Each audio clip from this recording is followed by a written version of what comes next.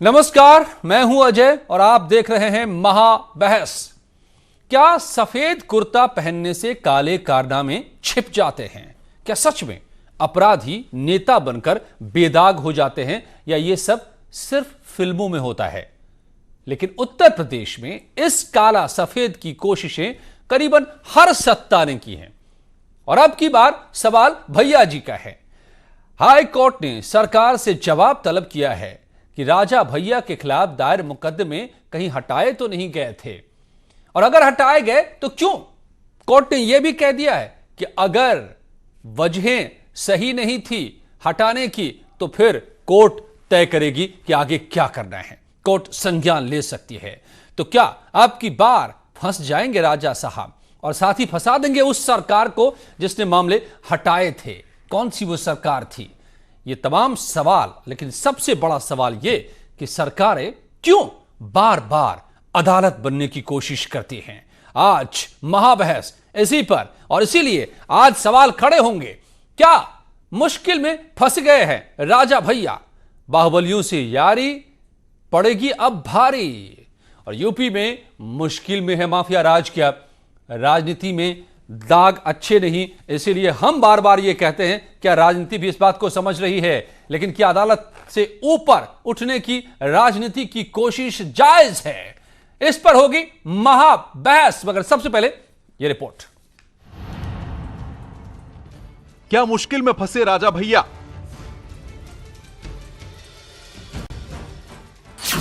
बाहुबलियों से यारी पड़ेगी भारी। श्री रघुराज प्रताप सिंह उर्फ राजा भैया उत्तर प्रदेश के नागरिक हैं और उन्होंने इस प्रक्रिया के तहत अगर प्रार्थना पत्र दिया होगा तो निश्चित रूप से जो विहित प्रक्रिया है उसका पालन हुआ है। यूपी में मुश्किल में माफिया राज। जिस प्रकार सरकार ने 20,000 मुकदमे भारतीय जनता पार्टी के अपराधियों के लिए हैं, वो अक्षम्य है। राजनीति में दाग अच्छे नहीं। समाज में कानून का राज होना चाहिए, कानून का सम्मान होना चाहिए। अगर कानून का राज होगा तो समाज स्वस्थ होगा और सभी लोग समाज में रहने वाले सुरक्षित होंगे। हाई कोर्ट की फटकार, जवाब दे सरकार।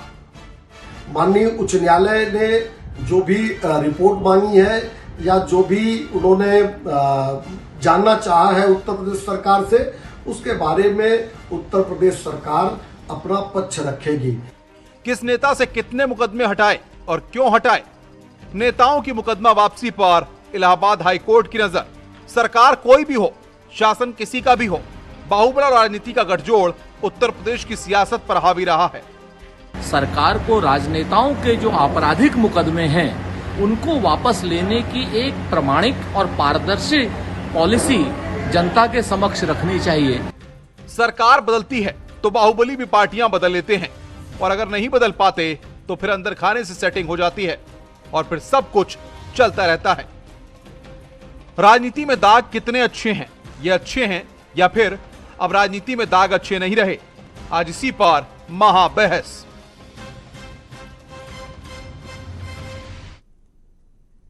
जी, जो तस्वीरें आप देख रहे थे, फिल्मों की यादें आपको आ रही होंगी कि किस तरह फिल्मों में जो दिखाया जाता है वो हमारे समाज की हकीकत हो चुकी है। क्या कि बड़े से बड़े अपराध करने के बाद हत्या, बलात्कार, लूट, जमीन कब्जाना, तमाम अपराधों को अंजाम देने के बाद राजनीति में आकर क्या पाक साफ हो जाते हैं, सारे दाग धुल जाते हैं क्या? और यही कोशिशें बार बार सभी सरकारें करने की करती हैं। मेरे साथ आज इसी बात को समझाने के लिए शेष नारायण सिंह साहब सीनियर जर्नलिस्ट जुड़े हुए हैं। मेरे साथ अब्दुल हफीज गांधी प्रवक्ता समाजवादी पार्टी के जुड़ रहे हैं। मेरे साथ डॉक्टर उमाशंकर पांडे साहब कांग्रेस से जुड़ रहे हैं। नवीन श्रीवास्तव बीजेपी से जुड़ रहे हैं प्रवक्ता, और मेरे साथ doctor MAH Khan political analyst भी जुड़ रहे हैं, जो जुड़े रहे थे बीएसपी से।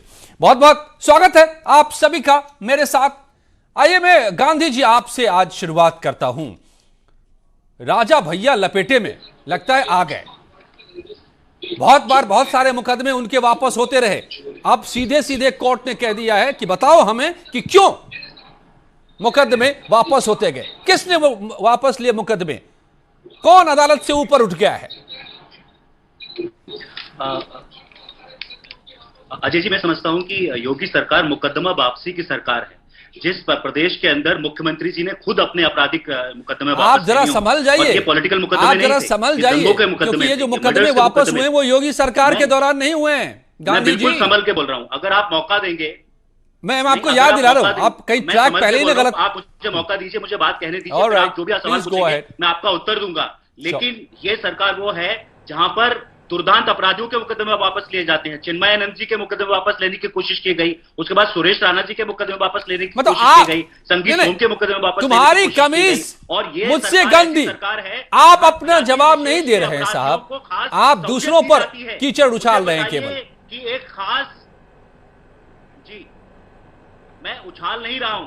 अगर राजा भैया के खिलाफ डीएसपी जियाउल हक के मामले में उनका नाम आया था तो हमारी सरकार ने सीबीआई इंक्वायरी कराई थी और उनको क्लीन चिट मिली थी और उसके बाद उनको शपथ दिलाई गई थी। लेकिन ये सरकार मुकदमे वापसी की सरकार, मैं आपसे कह रहा हूं कि प्रदेश के 43 मुखिया माननीय योगी जी खुद अपने मुकदमे वापस ले रहे हैं और पॉलिटिकल मुकदमे नहीं, मर्डर्स के, 43 फसाद कराने के मुकदमे उन्होंने वापस लिए हैं। ये किस तरह की सरकार है मुझे राजा बताइए। भैया के लिए और भी एक बड़े-बड़े खास किस्से जाति मशहूर के रहे हैं साहब। अपराधियों को यहाँ पर खास सहूलतें दी जाती हैं। ये एम एस मुझे खान साहब बताइए, बहुत बताएंगे। विजय सिंह कौन है? नहीं, धनंजय फिर सिंह तो कौन आप- है? अशोक चंदेल कौन आप- है? आप- प्रदीप आप- सिंह कौन है? मोनू नहीं, आप सोनू तमाम कौन सवाल है? उठा रहे हैं, जो पिंटू सिंह जवाब कौन देंगे है? नवीन ये श्रीवास्तव मुझे जी, बताइए। लेकिन एमएच खान साहब बहुत सारे किस्से बता देंगे आपको इसी राजा भैया साहब के बारे में, क्योंकि उनकी सरकार ने, जब बहन जी की सरकार थी तो बहुत कुछ किया था। एमएच खान साहब, देखिए, व्यक्ति कोई भी हो, कितना भी बड़ा हो, उसको न्यायिक प्रक्रिया से गुजरना चाहिए।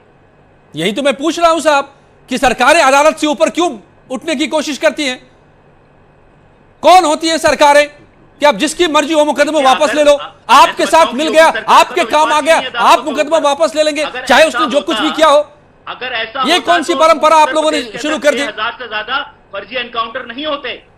उत्तर नहीं साहब, नहीं, बिल्कुल ये नहीं डालेंगे परंपराएं, परंपरा। इन परंपराओं अगर को कोई जन्म देने वाले आप ही निर्दोष लोग है, हैं।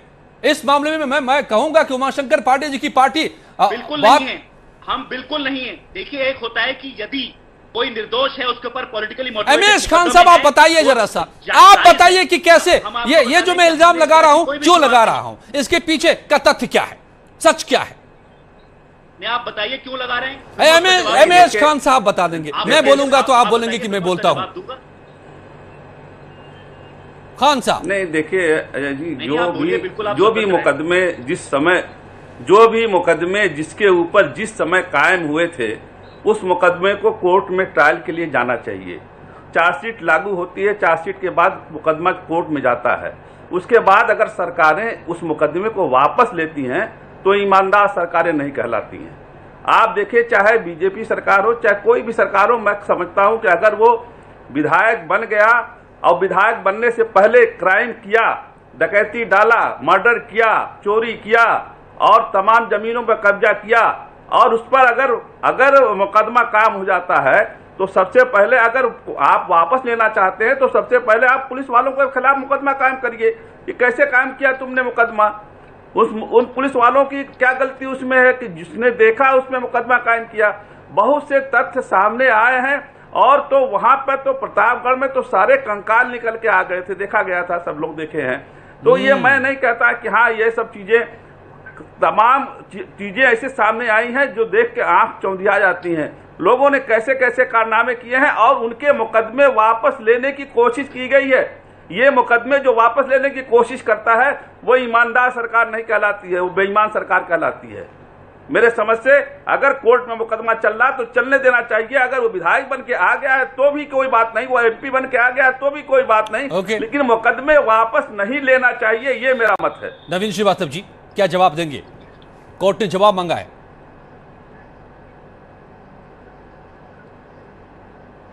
बड़े आश्चर्य की बात है, इतने गंभीर विषय पे हम लोग चर्चा कर रहे हैं और इतने सारे स्वनामधन्य बहुत बड़े बड़े लोग बैठे हैं। इनको शायद ये नहीं पता है कि सरकार अगर किसी के ऊपर मुकदमा वापस लेने का फैसला करती है तो सरकार सिर्फ रिकमेंडेशन करती है, उस पर अंतिम निर्णय कि मुकदमा वापस होना है या नहीं ये अदालतें निर्णय करती हैं। तो पहले तो इसी बात पर कोई चर्चा नहीं कर रहा है। और दूसरी बात, हमारे समाजवादी पार्टी के मित्र बहुत सारी बातें बता रहे थे, वो ये नहीं पता है कि लखनऊ और तत्कालीन फैजाबाद जो आज अयोध्या है, वहां पर जिन आतंकवादियों ने कचहरियों में गोली चलाई थी, श्री राम मंदिर पर गोली चलाई थी, उनका मुकदमा वापस लेने के लिए इनकी सरकार ने अदालतों से अनुरोध किया था। जिसको अदालतों ने नहीं स्वीकार किया। नहीं, बिल्कुल अदालत का रोल है। जस्टिस ये निमेश फिर से कमीशन इसको आगे बैठा जाने था, की जरूरत है। मायावती जी की सरकार में जस्टिस निमेश कमीशन बैठा था, उसने रिकमेंडेशन दिए थे अगर कोई निर्दोष है और जस्टिस निमेश कमीशन बैठा है और जस्टिस निमेश कमीशन ने कहा है कि कोई निर्दोष है और उस पर अगर सरकार कार्रवाई करती है तो मैं समझता हूं कि उचित है। लेकिन आपकी तरह नहीं है जहां पर मुख्यमंत्री योगी जी अपने खुद के केस वापस ले लेते हैं, जहां पर चिन्मय अरे हफीज गांधी सुनिए पहले, आप जहां पर आपके जिन लोगों के मुकदमे आपने वापस किए उनको अदालतों ने फांसी की सजा सुनाई, उनको उम्र कैद की सजा सुनाई। आप वकालत पढ़े हुए और आतंकी फांसी की सजा जिनको मिली, आपने उनके मुकदमे वापस लेने की कोशिश की थी। आप भूल जाते हैं, आप भूल जाते हैं। आप होमवर्क करके आए। अजय जी सुन लीजिए, मायावती जी की सरकार में गंभीर विषय पर चर्चा है और हफीज गांधी डिबेट करना चाहते हैं, इनको यह नहीं पता है। अरे हफीज गांधी जानिए, फर्जी एनकाउंटर आप लॉ के प्रोफेसर और फर्जी बताइए 6000 एनकाउंटर के पास हो क्या? को नीति है क्या किसी सरकार की? आपको नहीं पता तो जान लीजिए कि कोई भी सरकार अगर किसी को से मुकदमा हटाने का फैसला करती है, ये फैसला अदालत न्यायालय का होता है, दोषी है न्यायालय कौन तय निर्दोष करती है, है। ये और फैसला आपकी अदालत सरकार ने आतंकवादियों हमारे जो से मुकदमा कॉन्स्टिट्यूशनल हटाने का सिस्टम है निर्णय लिया था, उसके अंदर अदालतों का बहुत बड़ा रोल है। लेकिन और आपकी सरकार का अदालत के ऊपर कोई भी विश्वास नहीं है, कोई भी भरोसा नहीं है। उमाशंकर जी, ओके, आप लोग झगड़ने लगे। नहीं, झगड़े में वक्त को बर्बाद मत कीजिए प्लीज। आप लोग झगड़ने लगे। उमाशंकर जी, उमाशंकर पांडे जी, इतनी गंभीर चर्चा हो रही है, इनको साइलेंट कराइए पहले। ओके, ठीक है, ठीक है, मैं दोबारा आऊंगा, फिर बाकी झगड़ा आप बाद में कर लीजिए प्लीज। आप दूसरों को लाने दीजिए। उमाशंकर पांडे जी, उमाशंकर पांडे जी, मुझे बताइए मुख्यमंत्री जी ने अपने केस वापस क्यों लिए?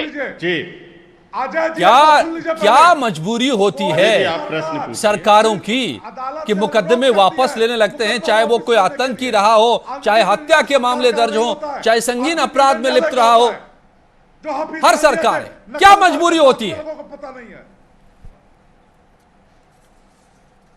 क्या जरूरत होती है? उमाशंकर पांडे प्लीज, गांधी जी, आप सबके बारे में, सबके बदले आप ही बोलेंगे क्या? आपकी सरकार के पास Abdul Hafeez Gandhi, please allow others to express their views. अब सुनने नवीन जी, अब चुप रहिए, बोलने दीजिए। हफीज साहब बोलने दीजिए दूसरे को, उमाशंकर पांडे को। नवीन जी प्लीज अलाउ।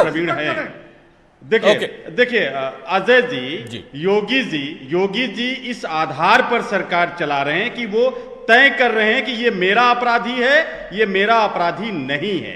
वो तय कर रहे हैं कि योगी जी इसमें कहां से आ गए सर? आपको अपडेट कर दूं मैं कि इस मसले में 2017 से पहले ये मुकदमे वापस हो गए थे। नहीं, 2017 में सिर्फ एक मुकदमा बचा था जब उन्होंने हलफनामा दिया था चुनाव लड़ने के दौरान। So Krishnapal Singh, please correct your fact. Ajay ji, अब अजय जी सुन लीजिए ना प्लीज, अब मुझे बोलने दीजिए। कृष्णपाल सिंह यानी कि चिन्मयानंद जी के ऊपर से दुष्कर्म के मुकदमे किसने हटाए? योगी जी ने हटाए। यानी अजय सिंह बिष्ट जी अपने ऊपर से खुद मुकदमे हटाए कि नहीं हटाए?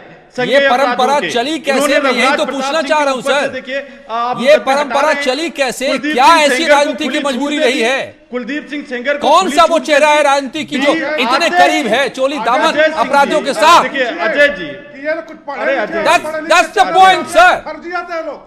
अजय जी आते ही उन्होंने कहा कि हम 20,000 लोगों के ऊपर से मुकदमे हटाएंगे और उसमें उन्होंने दुष्कर्म से लेके तमाम संज्ञेय अपराधों के मुकदमे सिलेक्ट किए, अपने ऊपर के संज्ञेय अपराध हटा लिए। ये मेरा अपराधी नहीं है वाली परिभाषा चला रहे हैं योगी। ये कोई तरीका नहीं है। उमाशंकर पांडे जी, क्यों चिल्ला रहे हैं? राजा भैया के ऊपर से मुकदमे हटेंगे, कृष्णपाल सिंह चिन्मयानंद के ऊपर से Umashankar Pandey ji, okay, let me keep a fact. एक उमाशंकर जी, एक छोटी सी बात मैं पूछना चाहता हूं। उमाशंकर जी, ये कौन सा खेल खेल रहे हैं आप? लोकतंत्र को चलने दीजिए। उमाशंकर पांडे जी, आपको याद है विजय मिश्रा, आपको याद है हरिशंकर तिवारी? आधार पे आप तय करेंगे। हेलो साहब, उमाशंकर जी, आपको याद होंगे ये नाम, पता है कि नहीं? मुझे लगता है आप जब से राजनीति में आए उससे पहले के नाम होंगे हम आप जब से। अरे अजय जी इनसे पूछिए, आपको नाम होंगे ना, इन्होंने आपको याद होंगे ना, याद मिनिस्टर बना दिया था। आप पूछे कल्याण सिंह जी से, आप पूछे कल्याण सिंह जी से, यही तो राजा दिक्कत भैया है। को के लिए आप इनसे पूछेंगे, ये आप पर लगाएंगे इल्जाम, आप सभी हम राजा भैया को उन्होंने अपने कैबिनेट में मिनिस्टर बना लिया। पूछे कल्याण सिंह जी से, पूछे राजनाथ सिंह जी से, क्यों बनाया कैबिनेट मिनिस्टर उन्होंने? ये हमारी गलती के आ रही है बातें, 14 की हकीकत आ रही है। बनवा लिया राजनाथ सिंह जी ने। हमारी नारायण जी, आरोपी कमलनाथ, शेष नारायण जी, कैसी बातें मुझे कर तो रहे हैं नवीन जी, शेष नारायण जी, आपने अपराधियों को संरक्षण दिया, बहुत अच्छा। आपने अपराधियों को अब मेरा तेरा की परिभाषा के अंतर्गत ला दिया। नहीं, बहुत बढ़िया, आप लोग खुद बता रहे हैं एक दूसरे की हकीकत न्यायालय को। में ताले लगा क्या मजबूरी होती है, क्या वो रिश्ता होता है, ये रिश्ता क्या कहलाता है, ये आप लोग खुद बता रहे हैं, खुद बता रहे हैं शेष नारायण सिंह जी। तो ये अदालतों से ऊपर सरकारें क्यों उठती हैं, क्या उनकी मजबूरी होती है? क्योंकि सभी हमाम में नंगे होते हैं, सभी हमाम में नंगे होते हैं। क्या वजह होती है? सारी सरकारें क्रिमिनल्स पालती हैं। 5000 सिखों की हत्या के आरोपी को मुख्यमंत्री बना दिया, शर्म नहीं आती है कांग्रेस वालों को? ओके, शेष Narayan Singh, journalist, senior journalist, वो और सबसे ज्यादा जानते हैं आप लोगों को। केशव प्रसाद मौर्य का बता दीजिए, सुन लीजिए उनको एक बार। आपके केंद्र में 52 में से 23 मंत्रियों के ऊपर संगीन अपराध के मुकदमे दर्ज हैं। आप शर्म आएगी आपको? 52 में से सुन लीजिए, मंत्रियों के ऊपर आपराधिक मुकदमे दर्ज हैं। नहीं, ये सब आंकड़े चल रहे हैं, हम दिखा रहे हैं। 27 आप लोग जो बातें बता रहे हैं वो सब चल रहे हैं, देख लीजिए कहां किस पर कितने हैं आरोप, देख लीजिए, सब बड़ा लिख कर हम चला रहे हैं। तो ये सब कहने की जरूरत नहीं। शेष नारायण जी, ये कौन सा रिश्ता है कि सरकारें बदलती है, अपराधी बदल जाते हैं, अपराधी बेकसूर हो जाते हैं? कल तक जिन पर संगीन मामले चल रहे होते हैं, आज वो पाक साफ हो जाते हैं। अब तो अपराधी जो हैं सरकारों के साथ साथ चलते हैं। वो कभी जब बसपा की सरकार थी तो बसपा में थे, कुलदीप सिंह सपा में भी चले गए और फिर अब बीजेपी में भी चले गए। और विकास दुबे का भी यात्रा बसपा सपा सब रही है। तो ताजा ही देखे, हरिशंकर तिवारी हमारे सबसे प्राचीन है, वो भी हर पार्टी में जाते रहे। तो ये तो अब क्या कहा जाए, ये लोग जो पॉलिटिशियंस हैं, मैं ये मानता हूँ कि 80 में जब मुकदमे पहली बार हटाए गए थे, देवेंद्र पांडे, भोला पांडे को जिन्होंने हवाई जहाज हाईजैक करने की कोशिश की थी, उनको एमपी एमएलए बनाया गया था, वहां से क्रिमिनलाइजेशन की शुरुआत होती। और आज हम इस बात पे बहस कर रहे हैं। अभी आपके किसी पैनलिस्ट ने कहा कि साहब योगी जी ने अपने ही मुकदमे हटा लिए। तो ये स्थितियां आई क्यों? मुकदमे हटाने की प्रक्रिया, असली खेल पे बताऊं वजह है, पुलिस में लीडरशिप की कमी है। पुलिस जो है हुक्म की गुलाम बन गई है और वो इन नेताओं के हुक्म से लोगों को फंसाती है। और फिर वो जब दूसरा आता है तो कहता है ये गलत केस था, हम उठा लेंगे। तो पुलिस अगर अपना फुट डाउन करे, नहीं भाई ये क्रिमिनल है तो है, इसको हम मुकदमा इस पे कायम करेंगे, और दूसरा कहते नहीं साहब ये क्रिमिनल नहीं है तो आपके कहने से हम क्रिमिनल इसको नहीं बनाएंगे। यही योगी आदित्यनाथ उत्तर प्रदेश की लोकसभा में हम लोग प्रेस गैलरी में बैठे थे और ये फूट के रोए थे कि इनको फर्जी मुकदमे, पता नहीं किसकी सरकार थी, लखनऊ मुझे याद नहीं है, ये फंसा रहे हैं। तो ये नौबतें जो इसकी असली क्राइसिस में पुलिस वाले को वही शपथ लेके आते हैं जो ये नेता लोग लेते हैं। तो उनको अगर वो अपनी फुट डाउन कर दें कि भाई 10 फार एंड नो फर्दर, आपके कहने से हम किसी को फंसाएंगे नहीं, और जैसे ही वो फंसाते हैं वैसे फिर वो फंस जाते हैं और उसके बाद फिर क्रिमिनलाइजेशन शुरू हो जाता है, और उसके बाद मेरा अपराधी तेरा अपराधी शुरू हो जाता है। अब मुख्तार अंसारी साहब जो हैं, उनका उस वक्त भी जब वो सरकार के मायावती जी के बहुत करीबी थे तो हमारे तरफ उनका आतंक था, उनके नाम से मतलब बदमाशी करते थे। अतीक अहमद साहब किस पार्टी में रहे, किस पार्टी में नहीं रहे, ये विकास दुबे, तो इसलिए मतलब क्या है जी। और इसीलिए आप गांधी जी और ये 80s में जो ये सिलसिला शुरू हुआ उमाशंकर पांडे जी, तो 80s के दौर को आप भी याद कर लीजिए और समझ लीजिए या पढ़ लीजिए। आप तो पढ़े लिखे हैं, आप पढ़ लीजिएगा 80s के दौर में किसने कैसे ये परंपराओं की शुरुआत की। मैं तो जड़ में जाना चाहता हूँ साहब, मैं तो चाहता हूँ कि अदालत रहे, न्यायपालिका रहे, कार्यपालिका रहे, सब घालमेल न हो जाए, अपराधी और नेता में कोई फर्क ही न नजर आए।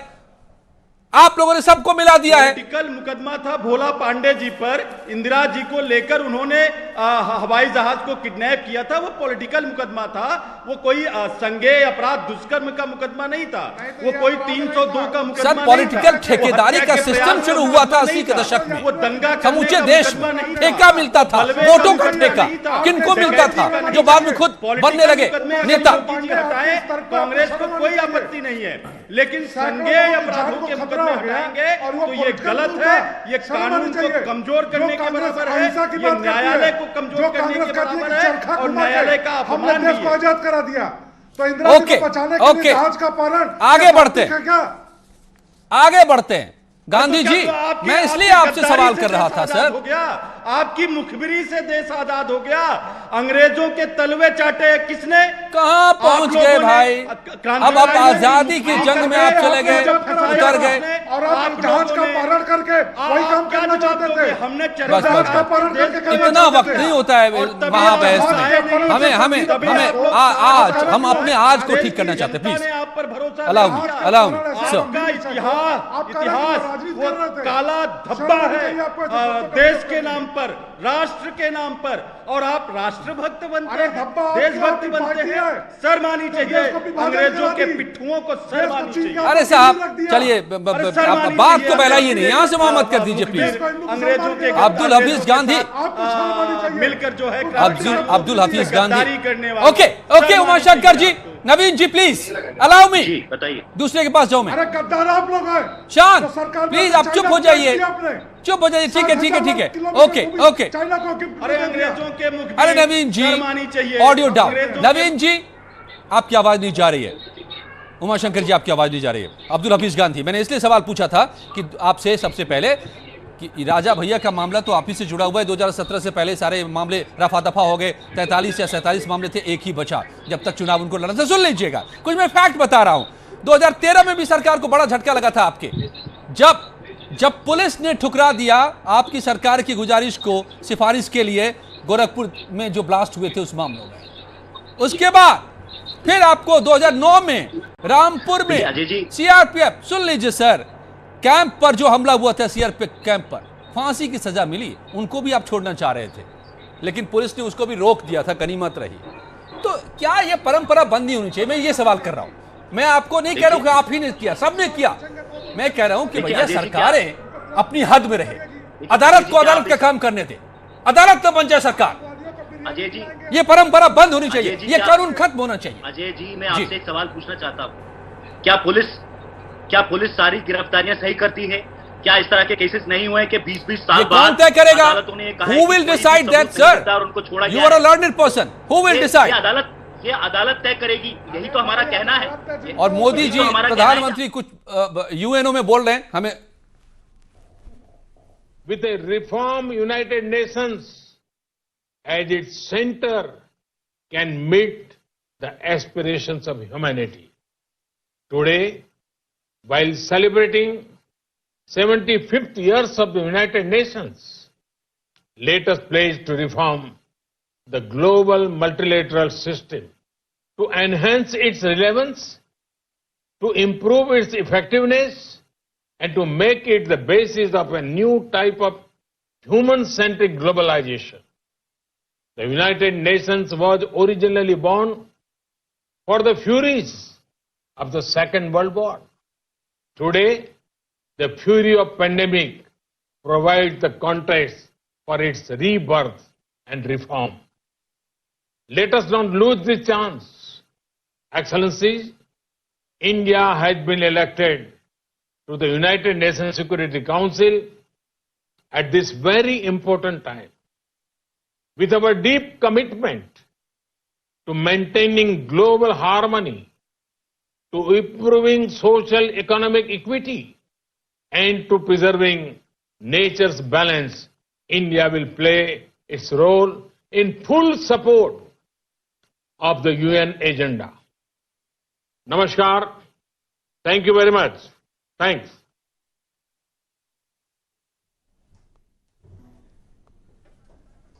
जी तो प्रधानमंत्री को आप सुन रहे थे, जो यूएन में बात कर रहे थे कोविड के बाद के हालातों को लेकर। पूरी दुनिया के तमाम लीडर्स जो यहाँ पर इकट्ठे हुए थे और उसके समापन समारोह में प्रधानमंत्री बोलते हुए। आइए एक बार फिर से हम लौटते हैं, जो हम बड़ी बात यहाँ कर रहे थे, बड़ी बहस यहाँ कर रहे थे कि क्या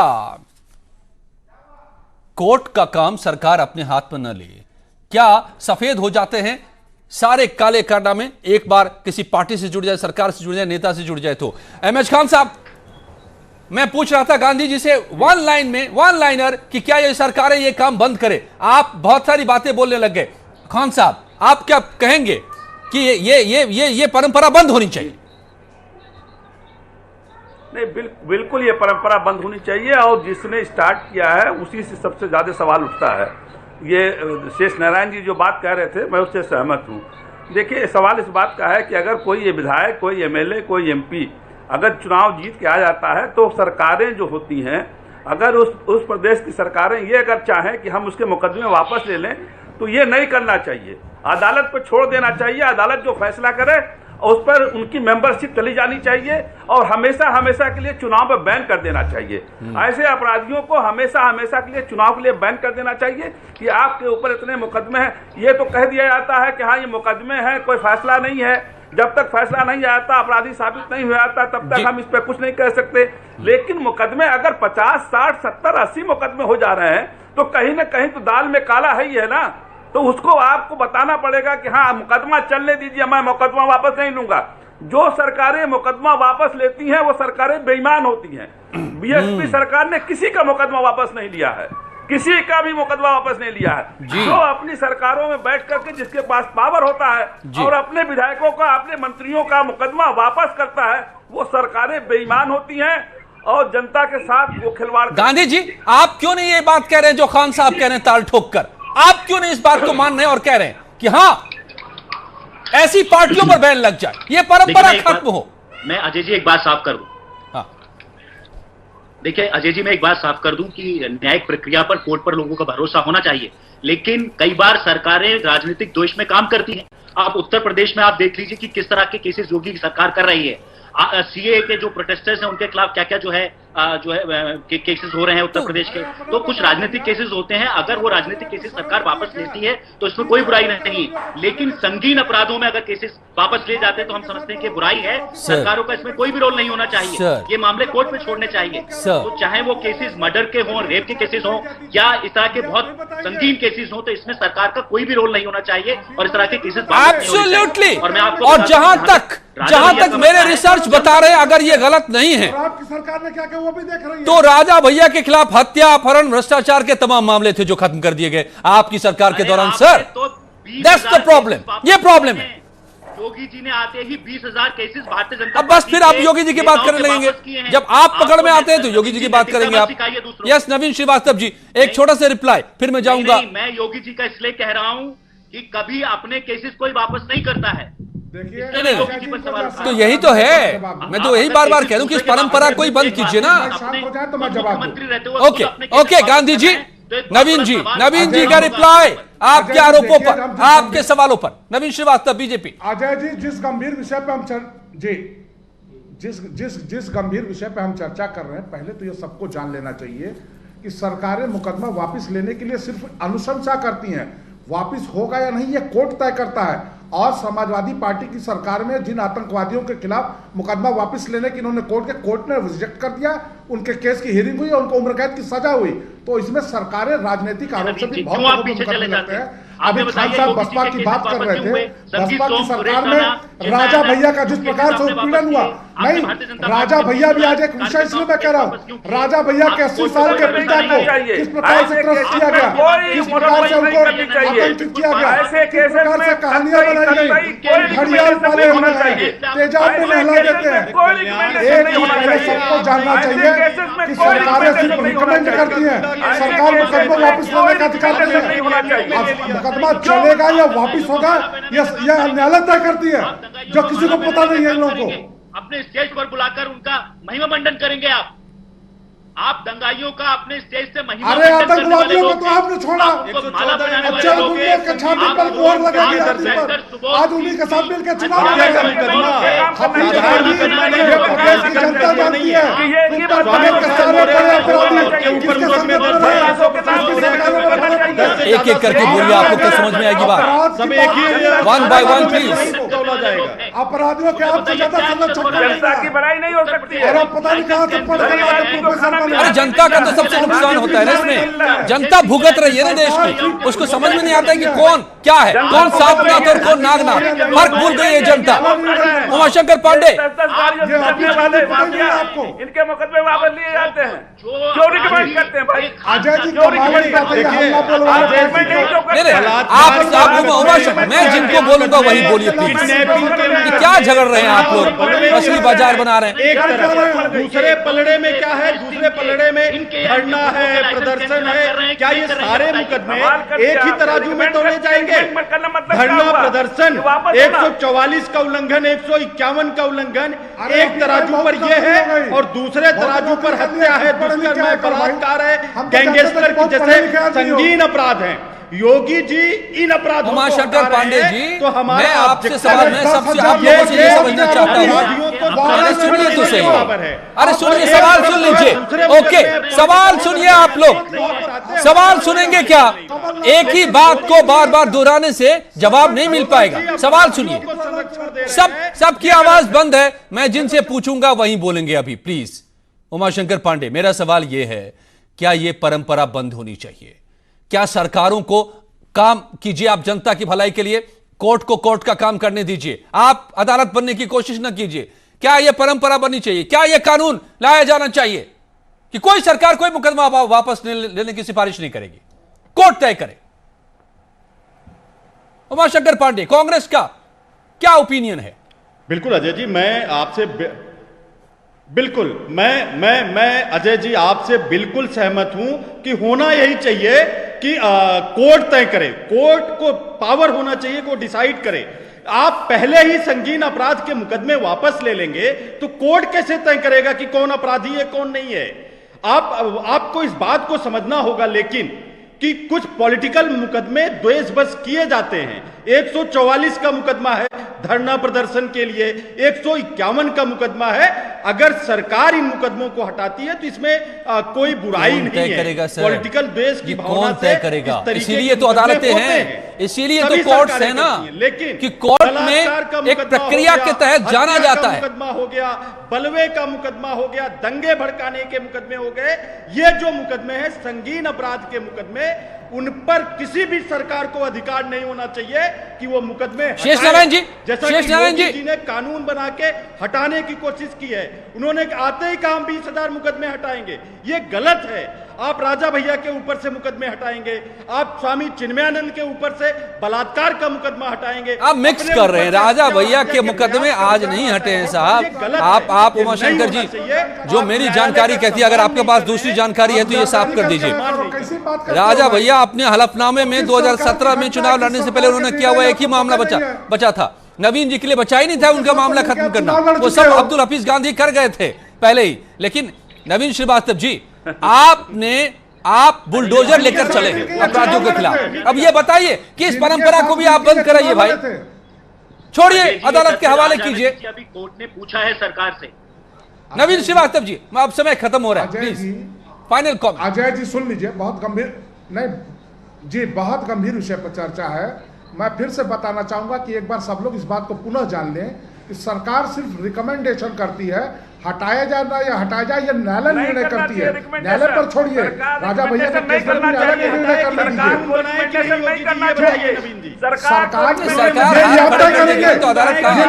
करेंगे, पुलिस काम ही नहीं करेगी, सरकार नहीं चाहेगी तो। अब ये बात छोड़िए, आप सीधी सी बात है, आप ये बताइए कि आप चाहते हैं कि यह परंपरा बंद हो? बीजेपी चाहती है कि यह परंपरा बंद हो? हिसाब किताब अदालत करे निश्चित रूप से। लेकिन जैसे राजनीतिक मुकदमे, जैसे राजा भैया के ऊपर बसपा सरकार में, हमारे नेताओं पर सपा बसपा की सरकारों में जिस प्रकार से फर्जी मुकदमे लगाए गए। वक्त नहीं था मेरे पास, तो सफेद में और काले में फर्क रहने दीजिए। सफेद काले के फर्क को मत मिटाइए, अदालत को अदालत रहने दीजिए, आप अदालत न बनिए, आप जनता की भलाई के लिए काम कीजिए। जनता ने यही मैंडेट आपको दिया है, तो प्लीज अपराधियों को अपराधी ही रहने दीजिए। धन्यवाद आप सबका मेरे साथ जुड़ने के लिए।